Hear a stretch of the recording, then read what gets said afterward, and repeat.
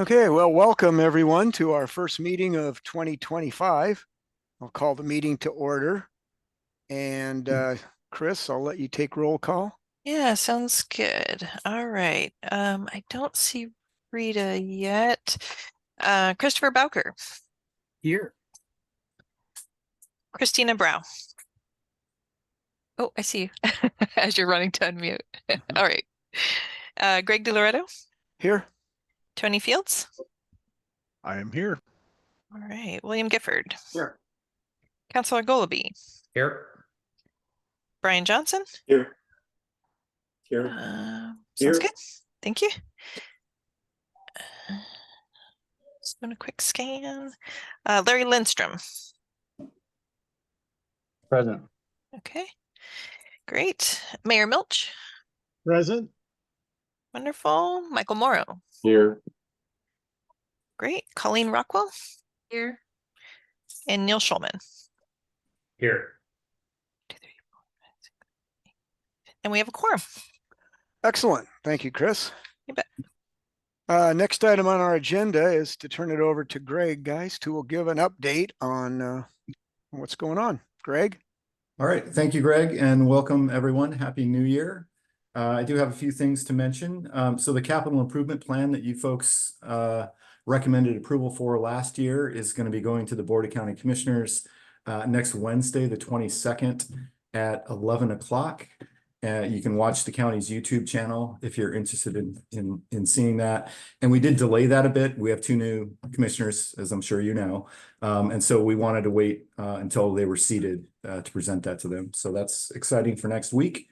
Clackamole is happily sitting at the bottom of the Willamette River, and we will be retrieving that. It looks like at this point, as of today, it'll be January 28th. And but we're really following the construction schedule and the needs of the contractor.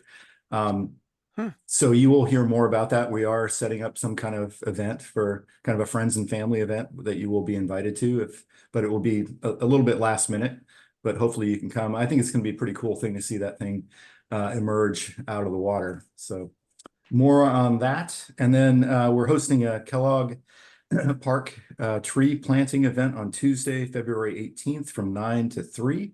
And that'd be three 2-hour shifts.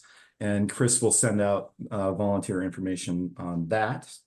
I wanted to honor our former and retiring members, Renee Harbor and Roseanne Johnson, for all their work over the years.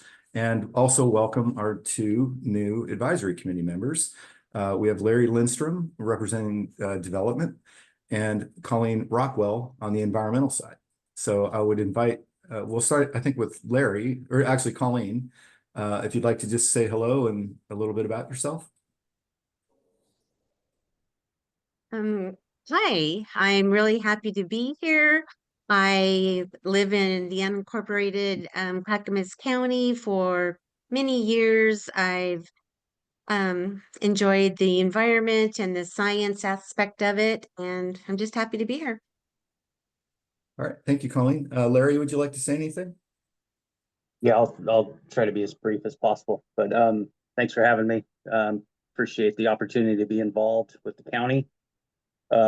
Larry Lindstrom, I'm a construction executive, got about 20 years experience in the construction field, almost all aspects from heavy industrial all the way through commercial and some residential. But I'm also actually recently voted in as the chair for the Development Review Commission for City of Lake Oswego.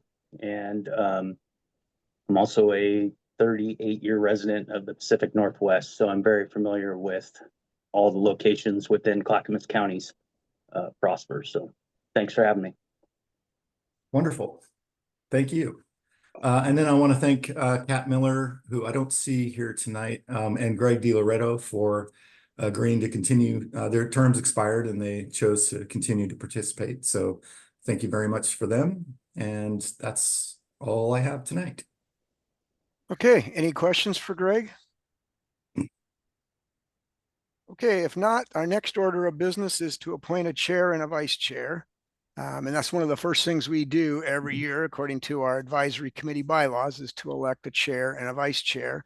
And the chair is responsible, as obviously, for running the meetings and providing input on the meeting agenda, work with Greg and the staff as we put together the agenda. And then the chair and the vice chair, we get together on other issues right before to go over with Greg. Currently, the chair is held by myself, and the vice chair is held by Oregon City Mayor McGriff. And so at this time, we're going to open the floor for nominations for chair. You may nominate anyone. You can nominate the same people that are doing it. You can nominate yourself. We just need a chair and a vice chair. So I'll open the floor for the nominations to begin. I'd like to nominate Greg to re-up. You're doing such a fine job, Greg. Thank you, William. I'll second that. Oh. Okay, are there any other nominations? Okay, guess hearing none, I'm going to vote on these separately. So we'll take a motion to close the nominations and cast the ballot. So moved. Is there a second? Second. Okay, all in favor say aye. Aye. Aye. Opposed, nay. Okay, we'll open nominations for the vice chair. As I mentioned, Mayor McGriff is our current vice chair, has done a great job for us.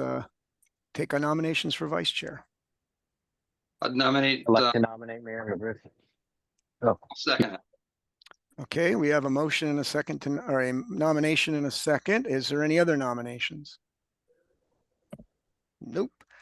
Okay, hearing none then, I guess you guys made that as a motion, so we'll go ahead and vote on the motion for Mayor McGriff as our vice chair.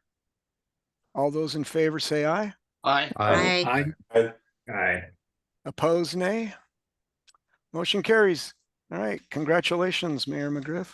And we are off and running. And to you as well. Thank you. We made a great team. Yes, we Yes. did last year. We'll keep it up this year. Okay, with that, then we'll go ahead and move on to approving the October minutes. Were there any corrections to the minutes? Nope. Hearing none, I'll oh, go ahead. I would Sorry. move, yep, I'll move that they be approved as submitted. Is there a second? I'll second that. Okay, it's been moved and seconded to approve the minutes as submitted. Any further discussion? Hearing none, all in favor say aye. Aye. Aye. Aye. Opposed, nay. Motion carries. All right, next item is public comment. Do we have any public comment, Chris? Please raise your hand if you would like to make a comment from the public. I don't see any hands raised. Okay, then we will move Moving along. right along. Yeah, so that'll give us more time on the SDC. We had, this was here before we started about the committee roles and the bylaw reminders. And actually, I'd like to put that off until our next meeting since I wasn't even sure I'd be reelected chair again. So if that's okay, we'll skip that and move on to SDCs. And we'll just have some reminders at our next meeting. I know Diana Helm, when she was the chair, liked to do that. So we'll talk about that next meeting. Sounds good. Okay, well, with that, I really am moving this along. We'll move into the SDC discussion and I'll turn it over to Aaron, our finance manager.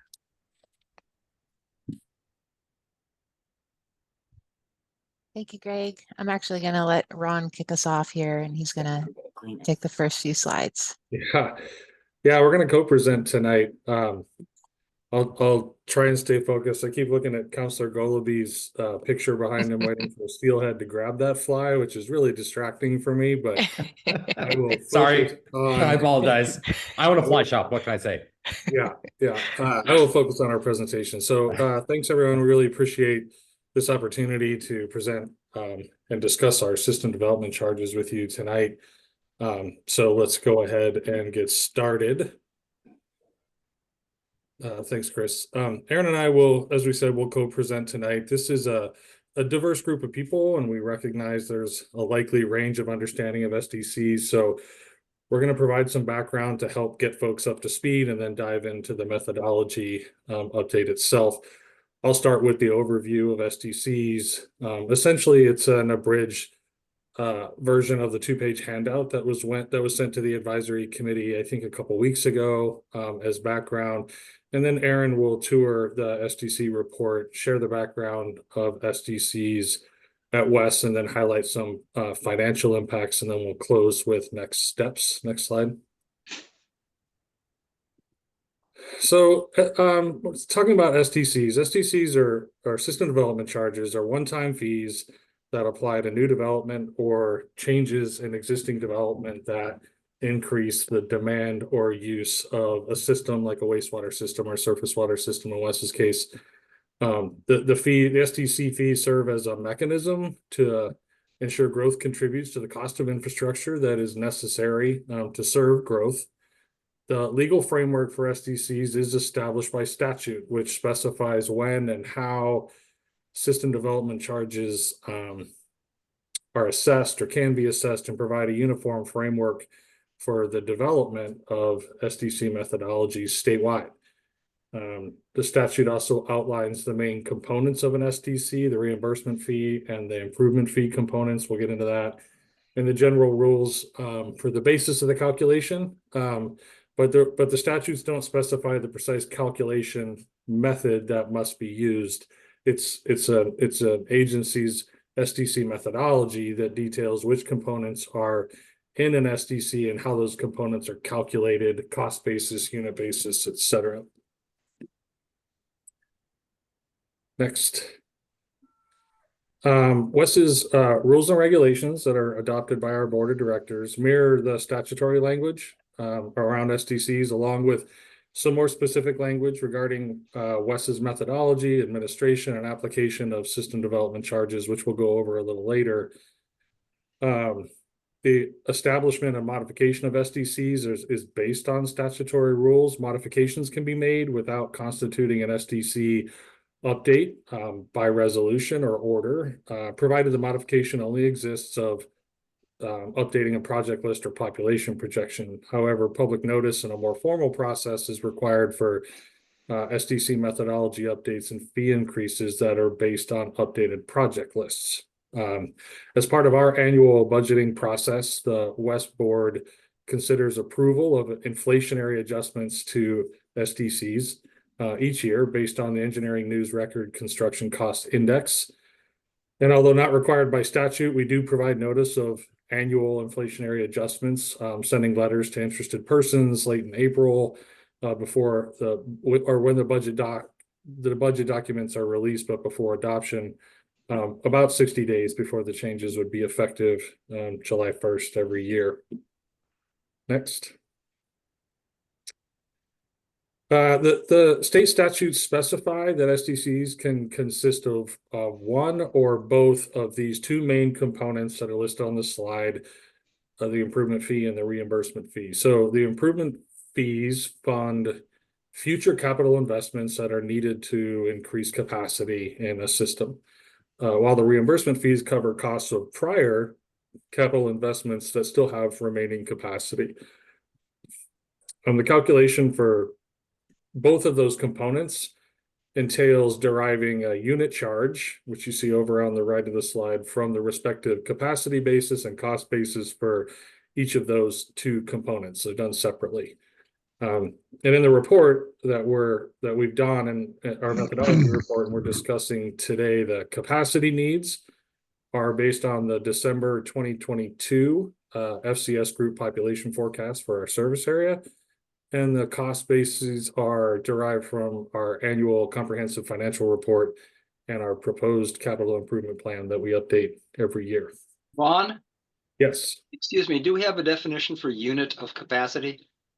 Yeah, we will talk about that. We're going to go through those two, the reimbursement and the improvement fee, and I think that'll answer that question in a sec.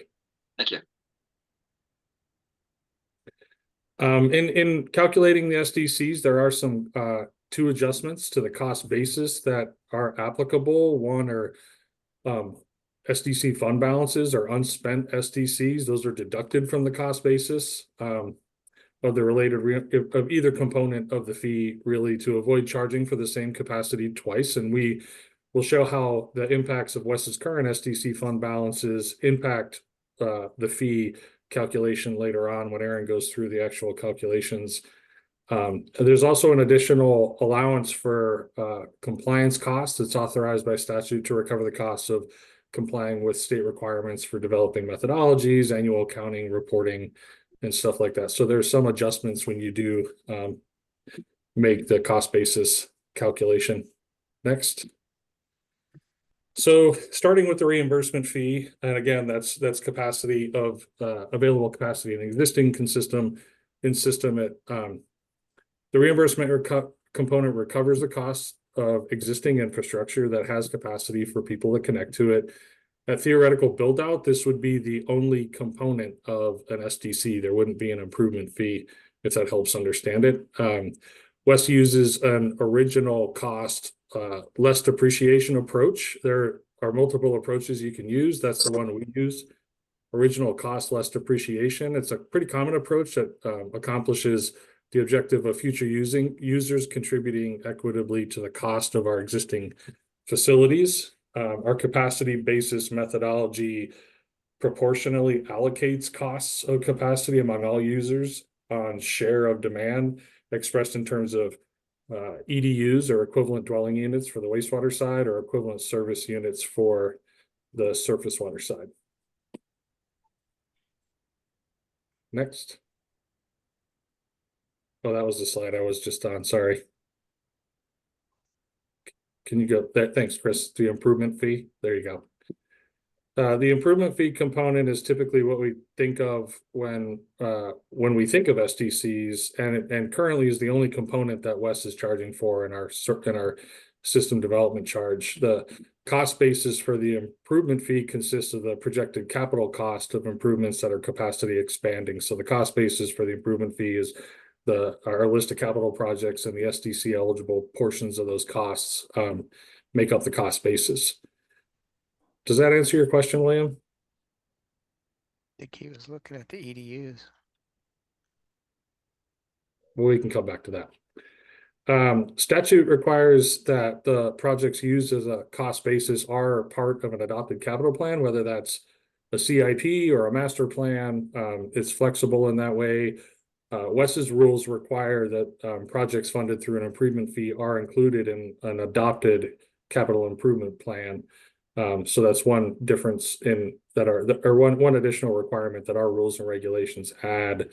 And then again, as I said earlier, the cost of SDC eligible improvement projects is adjusted by our fund balance that we currently have, our SDC fund balance.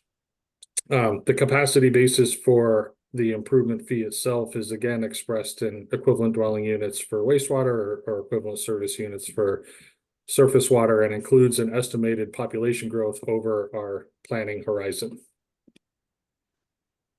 Ron, did I hear you say your SDC at this time only includes an improvement fee? You don't have any reimbursement in your SDC? That's right. Aaron will go through in our current methodology. We do calculate a reimbursement fee, but the SDC that we've adopted and used so far and right now only includes the improvement fee. Okay, thank you. So it's important to remember that the calculated SDC components are only part of the equation. The charge that a development will ultimately pay depends on the type of development and its estimated impact to the system. So in our most recent rules and regulations update, which was April 2023, we included updates to the equivalent dwelling unit assignments for both residential and commercial properties based on a detailed analysis of impact to make sure that we were appropriately assigning an impact to a project and that things were aligned. The resulting EDU assignments from that methodology are based on either square footage for most non-residential projects. Based on square footage for residential projects and a variety of other factors for commercial projects, ranging from building floor area to like the number of machines for a laundromat or the number of rooms or beds in a hotel. So that's what we use as an EDU assignment methodology.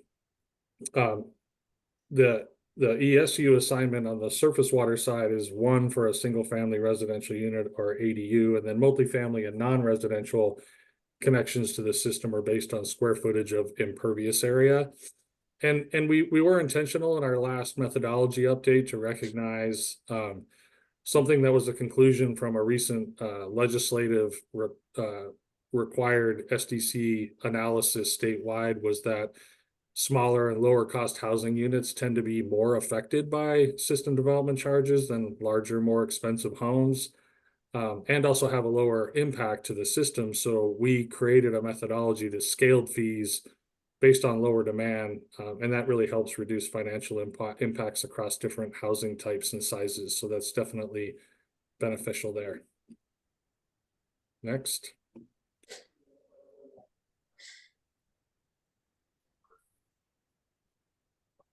You can go to the next one. Oh, there you go. Thanks.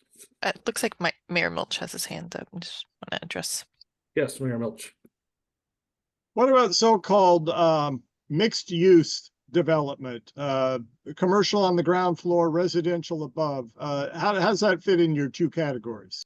That's a great question. We would apply the different categories that we have in our rules to assign EDUs to the different types or uses of mixed development. So we would apply residential to residential, and then commercial to the other uses like building floor area, or restaurants, we use seats and things like that. But we dice it up if it's a larger mixed use type of development.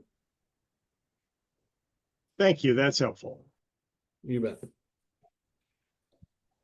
So I think this is my last slide. Certainly we recognize policy choices can impact system development charges, and WES's rules and regulations do specifically exempt certain properties from SDCs.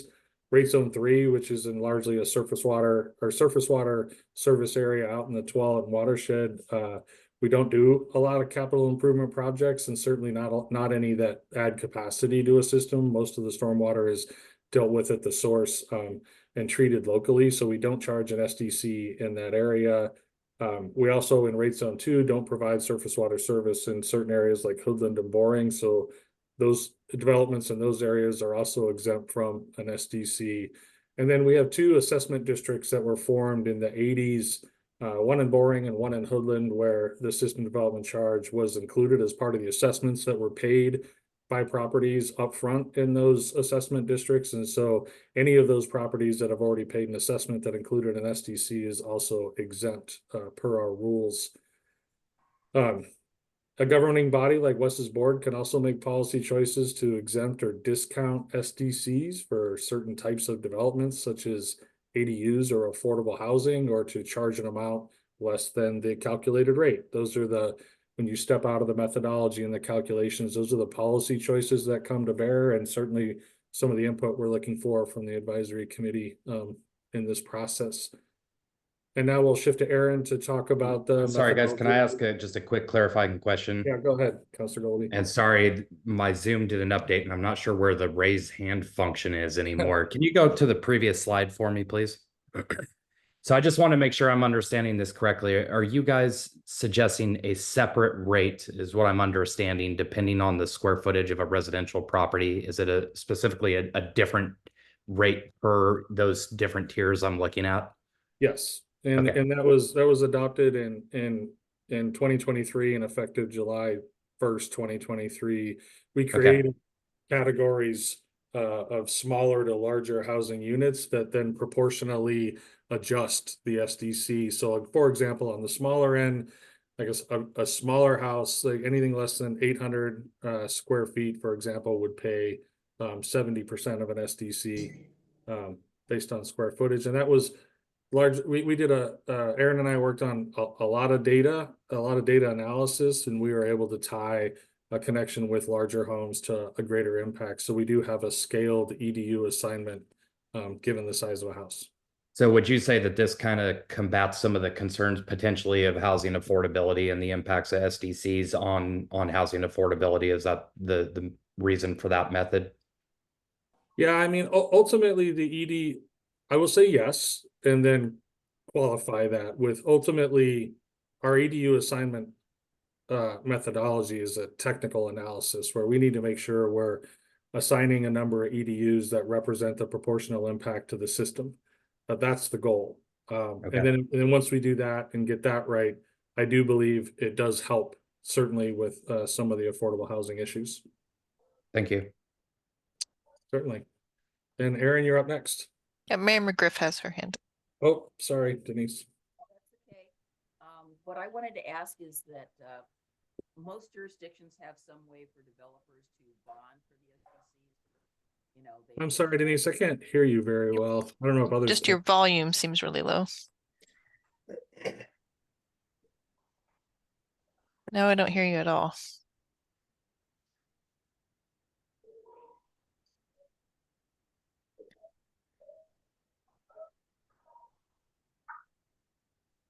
I just turned the volume Oh, up. there we go. That's There you go. perfect. Yeah, I just turned the volume up. So can developers bond for the SDCs?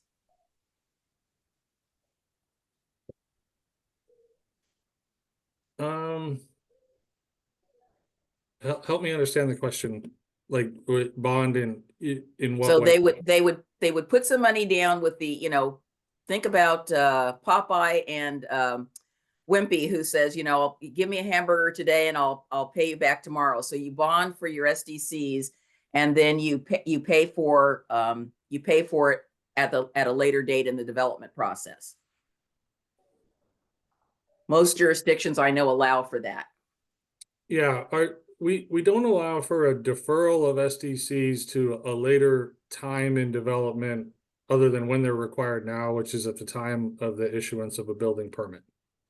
Yeah, I mean, most jurisdictions do that, but we do in Oregon City allow for, you can post a bond, and then we have a way of getting the money back, let's say in case something goes through, you know, goes sideways. So Yeah, not currently in our rules and allowance for a deferral. And then from a financing standpoint, which is different than your question, I think, from a bond, but still a good question, is we do allow for SDC financing for certain projects, residential projects up to a certain amount.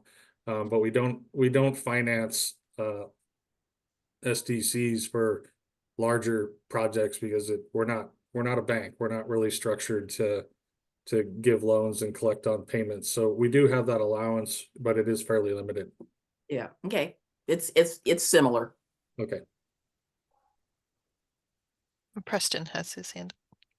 Good. Yeah, thank you. I think it would be helpful. I have two questions. One sort of a request as it relates to the data that you guys mentioned with the tiering and the impact. It would be good to just have that information. I'm always trying to collect that information just so we have it, so that it's easier to understand. If you guys are willing to and able to shoot that out, that would be great. No pressure. I understand that there's there can be a lot of sources on those. So I appreciate that if you can. And sort of as a follow-up to the deferral question, I think as we monitor the state legislative session that's coming up, there is a bill, I think it's a legislative concept right now, as it was last year, for those SDC deferral programs that basically prohibit cities and municipalities from collecting SDCs up into the point of impact. I think there's some concepts floating around about certificate of occupancy or anything like that. I'm just curious if you guys, and maybe this is a discussion for something offline, but if you guys have an opinion and how that might impact WES, both budgetarily but also operationally. Like, how big of a concern is that type of legislation for your team? Yeah, I'd want to get back to you on that, Preston. I know that we've reviewed, there was a bill the last legislative session that was very similar to that. We've reviewed it and provided our analysis to our county government affairs folks, and I can have a better answer to that question just about impacts to cash flow. And then there are some issues with certainty of being able to collect from what might be, you know, at occupancy might be a different owner than who did the original development. So there is a lot less certainty. Let me just say there is some certainty involved, some uncertainty involved with deferring to a later time than who's actually doing the development. But let me get back to you on a more thorough answer. That would be great. Yeah, it would just be good to know how the county and how WES in particular is viewing the potential changes. And we want to make sure that we're at HBA or as in sync as possible as we can be. But thank you. That's you. Yeah. I also can't find the hands up button, but there's my hand up. It's under React. Mine says React. Mine has a little heart, and then you click that, and then it shows the hand or whatever other Recognize emoji. hand gestures. Hands gestures. Yes. We see Yeah. you, William. I watch because I know you'll have questions. Yeah. So I want to go back and reinforce a couple of things. First of all, that Mayor McGriff mentioned, as well as Mr. Korst, is the concept of not actually collecting until the certificate of occupancy. And I would think that a strong argument for that concept is that if the SDCs are to mitigate, if you will, the impact of development, that's really only going to occur if the development is being used. And that's always made a lot of sense to me, that you wouldn't assess those SDCs unless you were actually creating an impact on the system. And I really support that idea of not. I think it makes things more affordable for the developer to be able to not have to come up front with something that isn't even creating an impact yet. Yeah. I guess I'd take a different position, William, as somebody that spent 30 years trying to collect those system development charges. The uncertainty behind getting them at occupancy is quite great. In fact, I built a new home in West Lynn. I never even received a certificate of occupancy from the city. So the fact that you can even identify that period becomes difficult for a public agency to do. At least that was my experience over 30 years and 3 different cities that I worked for. And the certainty is important because this money is to pay for the gross share of the project. Because if it doesn't, then you and I, as the ratepayers, will pay for that. And so there needs to be that balance between making sure we get the money in. And occupancy at least wasn't in my experience, and maybe it's changed, wasn't a very good way to make sure that we got the money from whoever it was supposed to come from. Well, I think that's a bigger discussion than we've got time for tonight. Yeah, I would say that that's not been our experience. We don't bond every project, but we have been able to, again, we're not a bank either, just like WES, but there are occasions where there are, cash flow issues or whatever. And we make sure everything is good. But we have done this in the past in Oregon City, and I'm familiar with other jurisdictions that have done it. And to my knowledge, nobody's been burned. So. I will also add to that. I know that last year there was some, as part of that bill, there are talks about having a state-backed funding source, a liability fund for cities to tap if there is that unfortunate scenario where a developer is not able to pay or there's some sort of bad apple. So anyway, there are concepts that I've seen that take that into account. And to Mayor McGriff's point, I hope from what we've seen, it's pretty rare, but yeah, I appreciate that. Yeah, that all makes sense. And I think it is a good topic for a future discussion with the advisory committee, particularly around any potential updates to our rules and regulations where that would happen. So certainly worth a conversation in the future.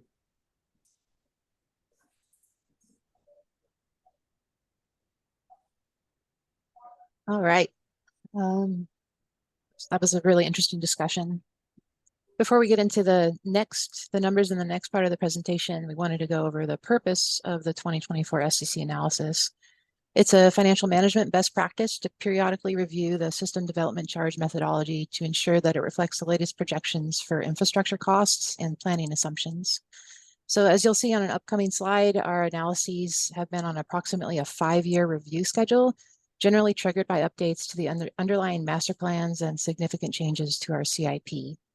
The purpose of this analysis was to incorporate the project list and the costs from the proposed CIP that was recommended by the advisory committee this last October, as well as to incorporate the updated population projections from the December 2022 population study.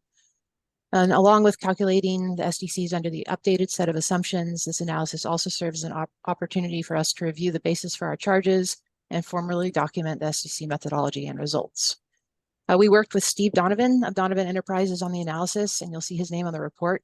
We've worked with Donovan Enterprises for more than 25 years, and he has extensive background and expertise in system development charge methodologies. And we're actually fortunate that Steve was able to join us tonight to support the conversation, so he is present. And I think some of the advisory committee members here may be familiar with some of his work on other methodologies, notably the recent one that was completed for South Fork Water Board, of which both Mayor McGriff and Councilor Breik serve as members on. So the 2024 SDC analysis uses the existing methodology, which Ron walked through earlier for the calculations of the improvement and reimbursement fees that we'll see a little later. Next slide, please. All right, this slide was partially an excuse to show a really cool picture of the outfall project, and also a reminder that all SDC eligible projects are detailed in the CIP as required by statute. Eligibility is determined by Jeff and his team based on an evaluation of each project's capacity to serve growth. As you can see on this slide, certain capital projects benefit both existing and new customers, and those are divided amongst the existing and new customers based on the proportion that corrects existing deficiencies versus the proportion that supports the new growth. You may recall when we reviewed the CIP with you that we had minimal SDC eligible projects on the stormwater side.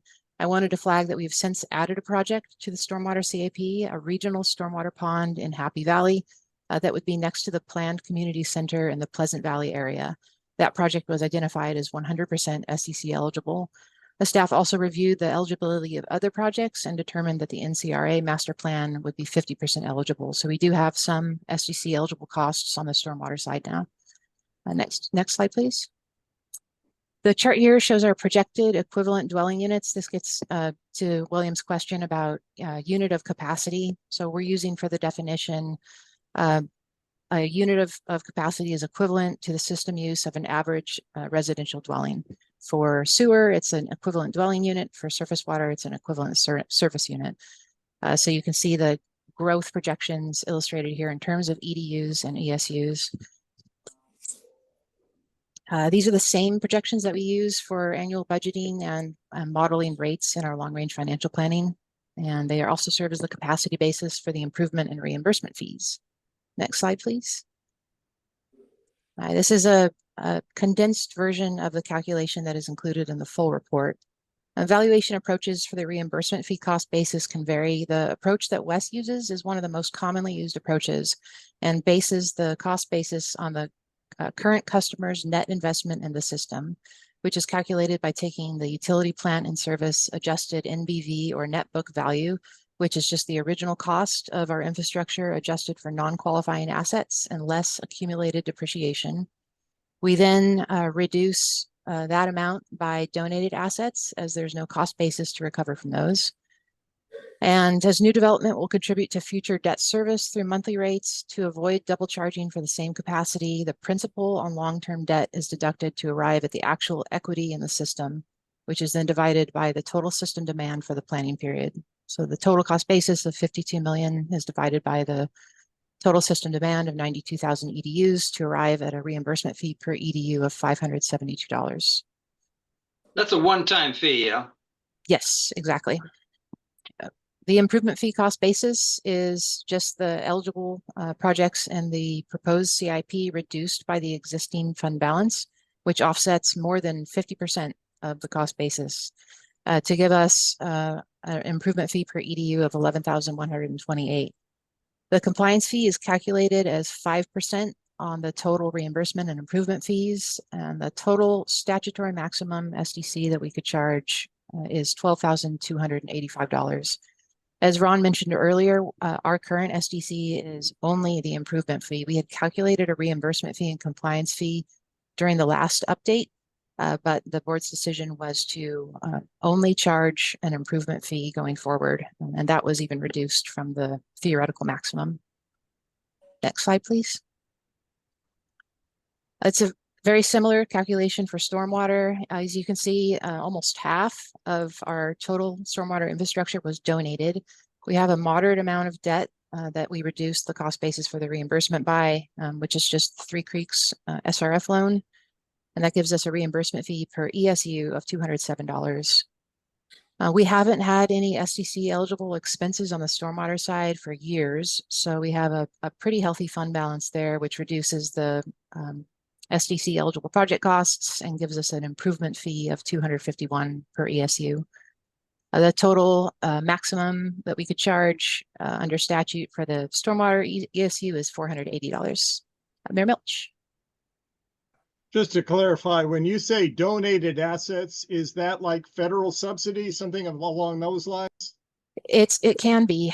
We had significant EPA donations on the wastewater side. For the stormwater side, it's primarily developer donated infrastructure. So we back all that off the cost basis for the reimbursement fee. Thank you. Yeah, thank you. All right, next slide, please. Okay, so benchmarking is always interesting, and we wanted to present a comparative data for neighboring jurisdiction, but as we've noted and discussed around monthly rate comparisons, we need to be careful in how we interpret this data because it doesn't tell the full story. Variations in SDCs can result from any number of factors. They mostly depend on the type and level of planned capital investment, but they also vary because of regulatory requirements that necessitate more costly infrastructure investments in certain areas, differences in the way the methodologies value infrastructure, when the project list was last updated, whether the community is applying annual indexing, and whether the SDC includes a compliance fee and how that fee is set. A really good example of how the factors can impact the SDC rate is MWMC Eugene, which is the low outlier on this slide at 2,835. Among the methodologies in place at organizations on this slide, Eugene's is absolutely unique. They don't calculate separate improvement and reimbursement fees. Their SDC methodology uses the total system valuation, including necessary improvements to reach build out divided by total capacity at build out, which effectively averages both existing and new capacity costs over all potential users of the system. It's the calculation methodology that would result in the lowest SDC fee. So that is the driving factor for the reason that they're kind of an outlier here. Springfield stands out as another one because they're both served by the same MWMC regional service provider. Springfield's SDC is significantly higher than Eugene's. Their methodology is more similar to WES's in that they calculate separate improvement and reimbursement fees. And they're also allocating the improvement fee costs only among the new demand, new users of the system. Policy decisions for how demand is measured also impact the resulting SDC fee, which Ron covered earlier when he went over the assignment of EDUs. So the WES rates shown on this slide represent the rate for an average single family dwelling with average living area. But our residential SDC can go as low as 6,370 for a small detached home and down to 5,460 for an ADU.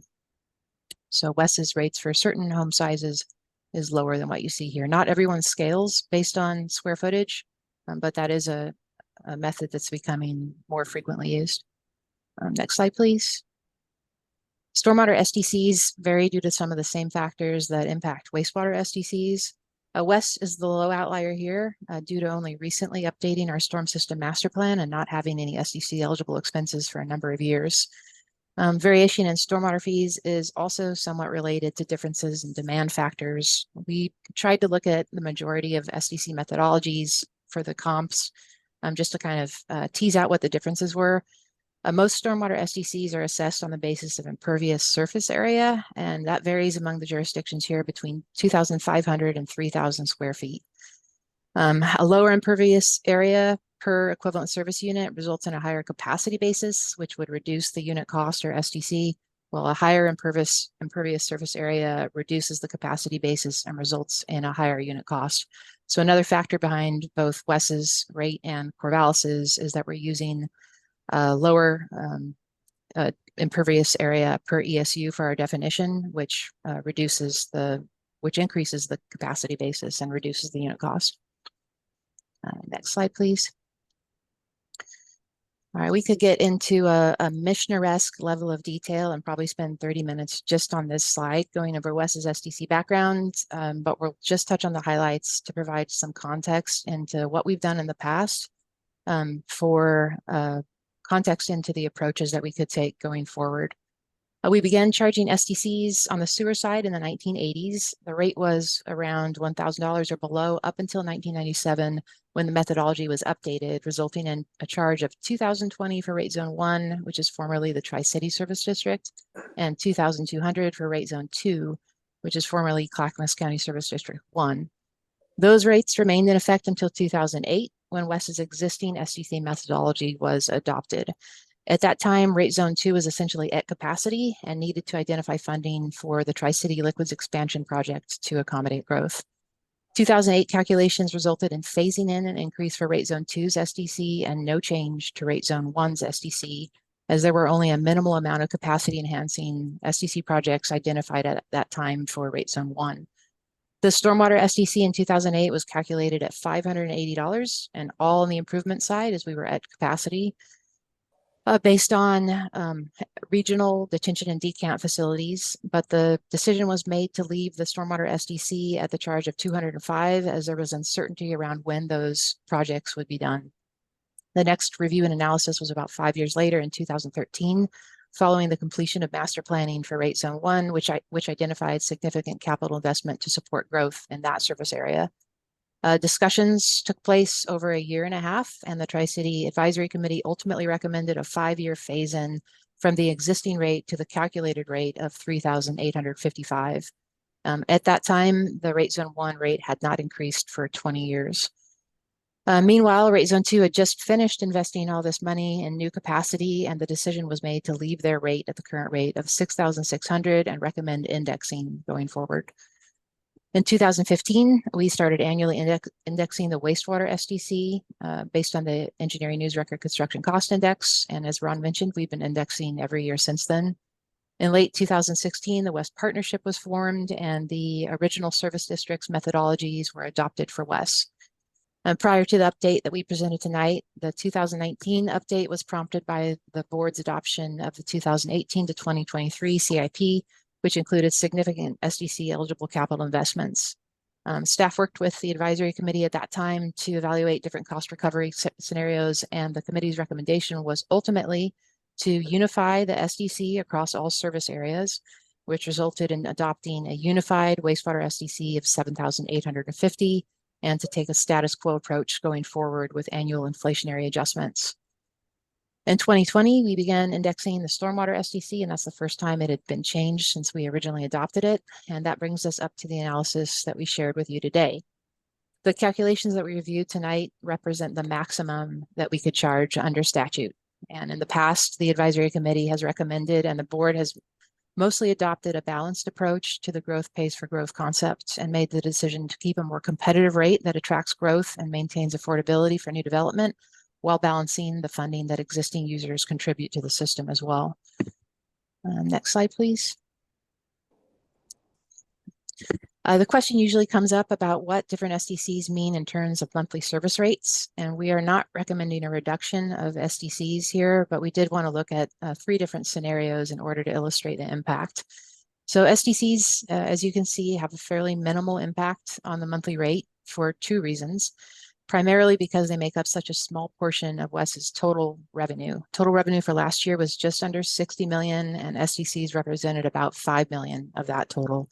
So even a large change in SDCs doesn't cause a large change in overall total revenue. The second reason is that SDCs are a restricted revenue source. We can only spend that money on capital projects. So we can't use SDCs to offset the revenue required by rates that funds our operating and maintenance expenses. Increasing the SDC to the statutory maximum of $12,285 would increase available funding for capital projects and reduce the amount of revenue that we would need to collect through monthly service rates, leading to a difference of less than $2 in the rate over the 5-year planning horizon. Conversely, decreasing the rate would increase the amount of revenue that we would need to collect through rates, leading to an increased monthly rate. But again, it's a kind of a minimal impact. Next slide, please. Under these three scenarios, there are impacts to long-term financial planning, but beyond just the rates, I think most of the impact is kind of seen on the fund balance and the amount of debt issuance and debt service coverage ratios. Adopting the theoretical maximum would give us more pay-as-you-go or cash funding for SDC eligible projects and result in lower borrowing over the 5-year term, about $10 million less in total. It would also give us more cash balance in the SDC fund at the end of the 5-year planning horizon to fund future improvement projects. SDCs can be used to make debt service coverage. So our ratio of debt service coverage, including SDCs, would scale with different SDCs. However, relying more heavily on SDCs to make debt service coverage entails some risk, as SDCs are a volatile source of revenue. Looking further out than the 5-year planning horizon, we would be below our target for coverage without SDCs in 2032 if we adopted the maximum SDC and also reduced monthly rates. Aaron, why did you call that a volatile source? It depends on underlying development, when that occurs, and what's going on really in the housing market and the commercial property market. So as opposed to monthly rate revenue, which is like a very solid source of revenue. It's steady and doesn't lead to a lot of fluctuation in total revenue. SDCs are generally responsible for any amount of fluctuation in WES's revenue from year to year. Okay. Thank you. Yeah, thank you. Next slide, please. So these are the options that WES will be taking forward to the board. In terms of next steps, the board could adopt the statutory maximum as calculated. They could keep the status quo SDC or do something in between, such as adopting an amount in between the current rate and the maximum rate, phasing in an increase, full or partial, as has been done in the past, or even reducing the SDC. Okay. Questions? Self-explanatory. Well, it's pretty, it could, not just economical, but there's political issues as well. If we have directives to increase housing, for example, we want to make the costs to the developers lower. If we want to show the constituencies that we're concerned about where tax dollars are going to, we might have to tighten our belts. It's more than just economics. I think there's a considerable amount of politics involved here.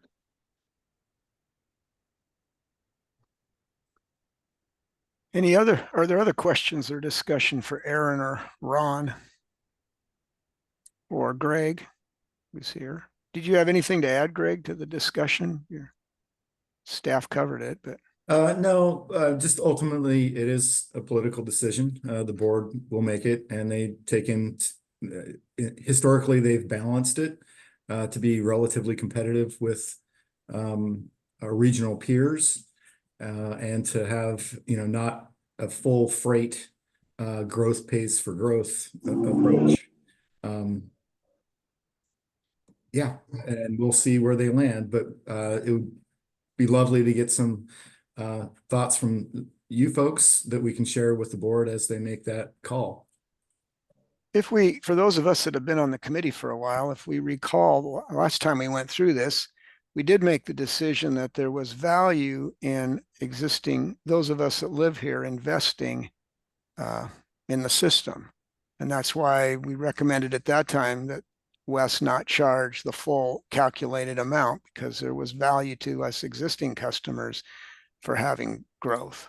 And that's how I think we came up with the balance last time, which I thought was a pretty decent way to do it.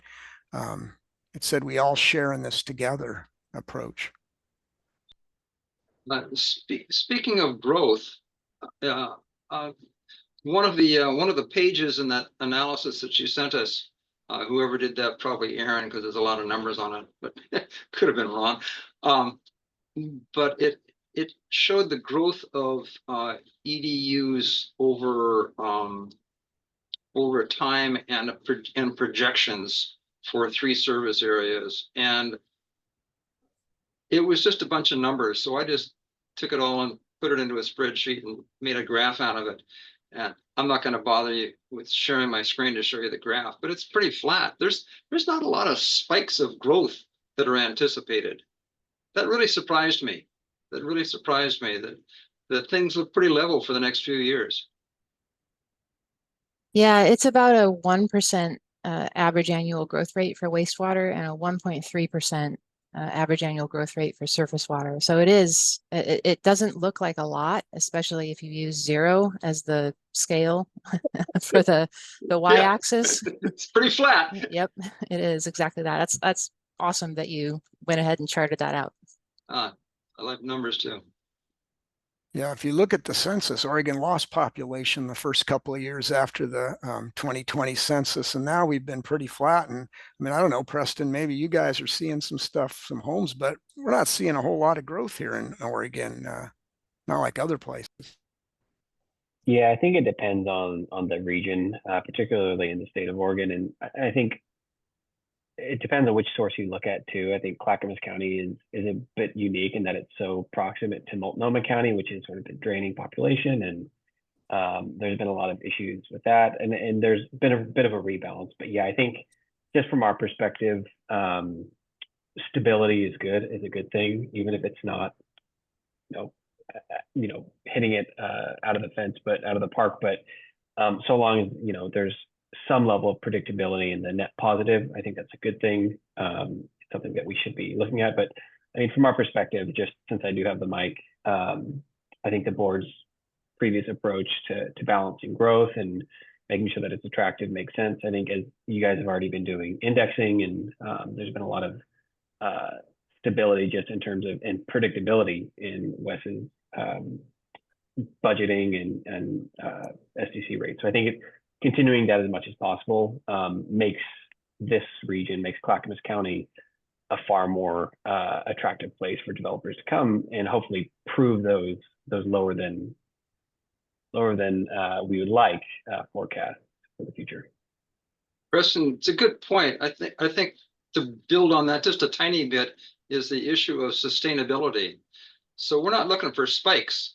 I would rather have a slow, steady growth than I would jumps up and down.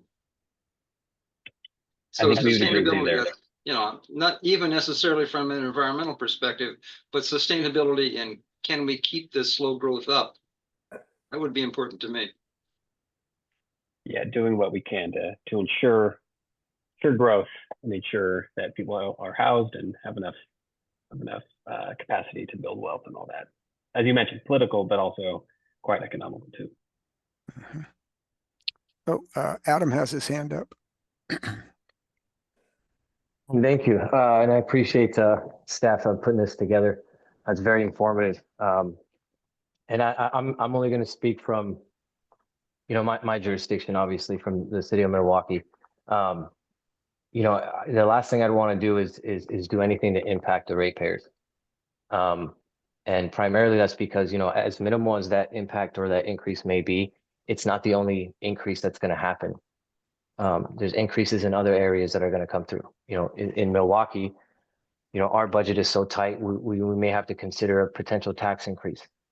And when you compound those things, it builds on people. And the last thing we know isn't increasing our people's wages.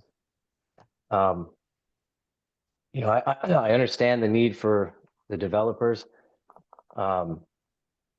But I look at this as a way to get more than just, more capital improvement funds for WES, but also for cities to step in to do something for affordable housing as well. For example, if you went with the maximum SDC, then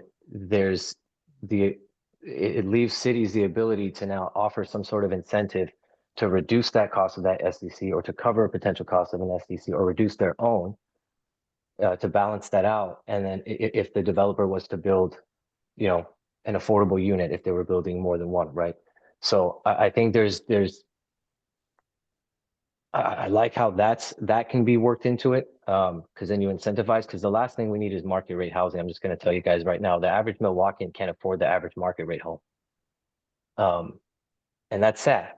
And we're pricing out our elderly communities. And so the last thing, again, I'd want to do is increase it on the ratepayers.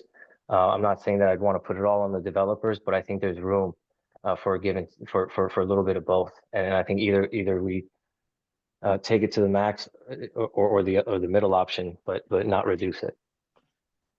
Thank you. I had one last question about the studies that was done on population. Are we not using Portland State anymore? Who did that for us?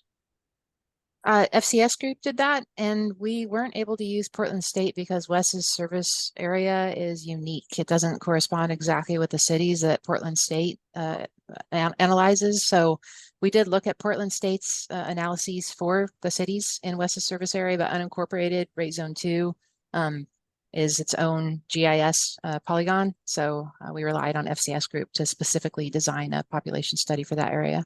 What are those letters again? You're saying it in one syllable. Sorry, GIS or No, geographic. no, Yeah, F as in Frank, S as in Sam, C as in Clark. FCS Group. BS. Yeah, Thank you. sure. Okay, anything else then? What's the next step on this, Greg, or Aaron, or Ron? So we'll be bringing this back to this group in March. And then we will be taking a recommendation or asking for a recommendation at that point, and taking that to the Board of County Commissioners later in March. Okay, we'll look forward to that. Our next item on the agenda is the WES Advisory Committee report outs. Does anybody, I do have one thing to share, but I'll go last. Does anybody have anything to share with the group? Mayor McGriff. Yeah, since Aaron mentioned South Fork Water Board, for the members that are new or don't know, the City of Oregon City and the City of West Linn own a water distribution system.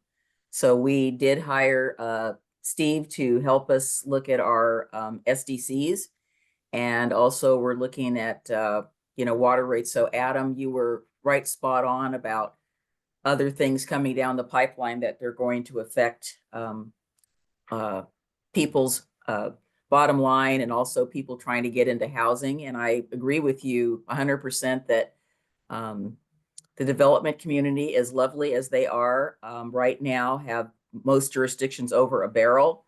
And if we are going to pay for this increased growth, we at least should get what we need, which is affordable housing and not market rate apartments or market rate housing. So that's kind of where we are right now, and the beat will go on. Thank you. Anyone else had something to share? Okay, the other thing I had, and Greg, you didn't mention this one, but the Pacific Northwest Clean Water Association is having the annual conference in Portland in September. And I know you have put money in the budget in the past to pay for our registration fees.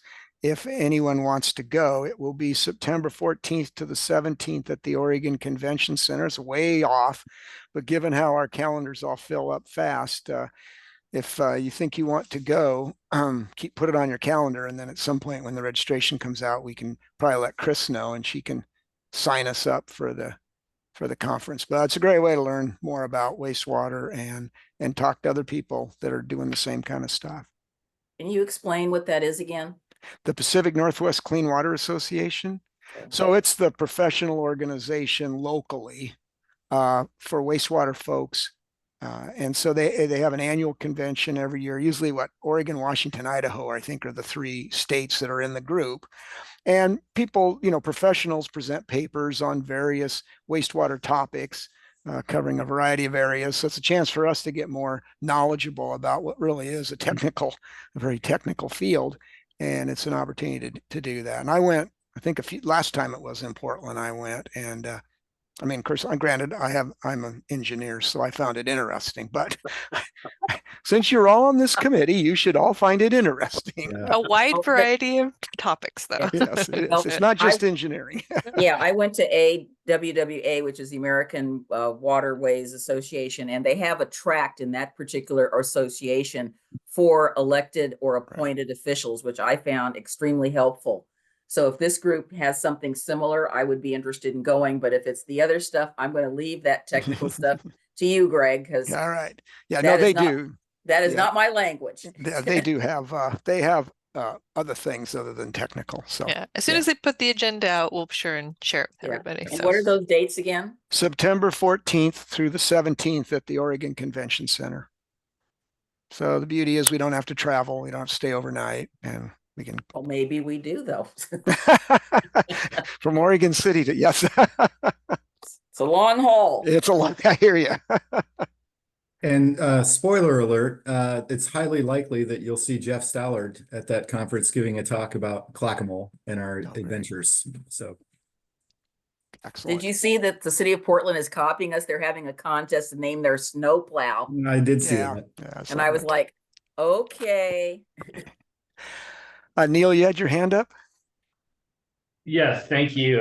While we are on the surface water side, we're really, the Watershed Council is really excited that Metro is putting $10 million into the Kellogg Creek Restoration Community Enhancement Project. And again, I can't say this without giving credit to WES for really starting the dam removal trend on the Kellogg Mount Scott watershed way back before my time with that dam removal up on 122nd. And there was a story about this last night or the night before, losing track of time already on KGW. And we're going to be doing a quick little celebration shindig at the beer store in Milwaukee on February 6th at 6 o'clock, if anyone wants to show up. This is really critical for the final construction funding because it's our non-federal match for BIL federal highway money that we'll be applying for in February. Excellent. Excellent. Okay. Anything else for the good of, Mayor McGriff? I just wanted to just double check that Alexis and Aaron were great in updating our meeting calendar that we have that got printed. So there's a lot of stuff on there to pay attention to and get them on your calendar. Excellent point. Okay, if there's nothing else for the good of our order, we will adjourn till our next meeting. Thanks, everyone. March 13th. March